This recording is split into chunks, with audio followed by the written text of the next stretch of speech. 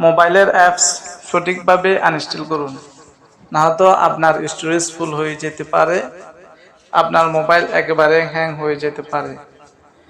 High বন্ধুরা, আসসালামু আলাইকুম। আমি আছি তোমাদের সাথে মোতালেব স্কেল। বন্ধুরা, আমরা অনেকে জানি না আমাদের মোবাইলের অ্যাপস আনইনস্টল করার পর কই থাকে এবং কই যায়। এটা কি সত্যি আমাদের মোবাইল থেকে আনইনস্টল হয়েছে নাকি হয় নাই, আজকে আমি আপনাদেরকে দেখিয়ে দেব। বন্ধুরা, আপনারা যদি আমার এই ভিডিও নতুন দেখে থাকেন, অবশ্যই আমার এই চ্যানেলটিকে সাবস্ক্রাইব করে রাখবেন আর ভিডিওটিকে আপনাদের টাইমলাইনে শেয়ার করে রাখবেন। বন্ধুরা, আর দেরি না করে আমরা আমাদের মূল ভিডিওর মধ্যে চলে যাই। বন্ধুরা, সফটওয়্যারটি আনইনস্টল হয়েছে কিনা দেখার জন্য আপনি সর্বপ্রথম প্লে স্টোরের মধ্যে চলে যাবেন। প্লে স্টোরের মধ্যে যাওয়ার পর বন্ধুরা দেখতে পাচ্ছেন এখানে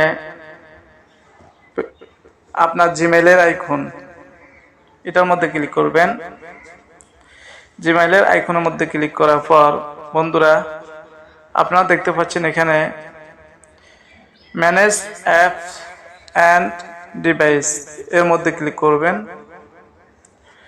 এর মধ্যে ক্লিক করার পর বন্ধুরা আপনারা দেখতে পারবেন এখানে ম্যানেজ, এর মধ্যে ক্লিক করবেন। এর মধ্যে ক্লিক করার পর বন্ধুরা আপনারা ক্লিক করবেন এই অ্যারোসিনের মধ্যে দিস ডিভাইস, এর মধ্যে ক্লিক করবেন। এর মধ্যে ক্লিক করার পর বন্ধুরা আপনারা দেখতে পারবেন ক্রসের মতো একটি অপশন, এটির মধ্যে ক্লিক করবেন।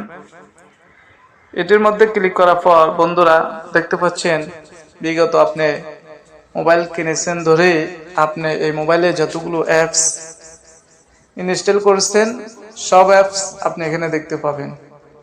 বন্ধুরা, সম্পূর্ণরূপে মোবাইল থেকে অ্যাপসগুলোকে সরানোর জন্য আপনারা এখানে টিক মার্ক দিয়ে দেবেন। এভাবে আপনারা চাইলে এখান থেকে অ্যাপসটিকে ইনস্টলও করতে পারবেন। বন্ধুরা এভাবে টিক মার্ক দিয়ে দিবেন। টিক মার্ক দিয়ে দেওয়ার পর আপনারা কি করবেন, এটিকে ডিলিট করে দিবেন।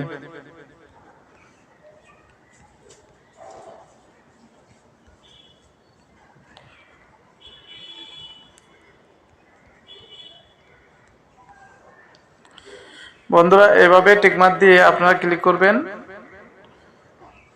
ক্রসের মধ্যে, ডিলিট ক্রসের মধ্যে, এখানে ক্লিক করে রিমুভের মধ্যে ক্লিক করবেন।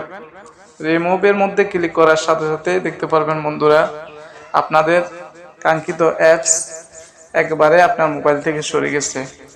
বন্ধুরা, ভিডিওটি যদি ভালো লাগে অবশ্যই আমার চ্যানেলটিকে সাবস্ক্রাইব করে রাখবেন আরও নিত্য নতুন ভিডিও পাওয়ার জন্য।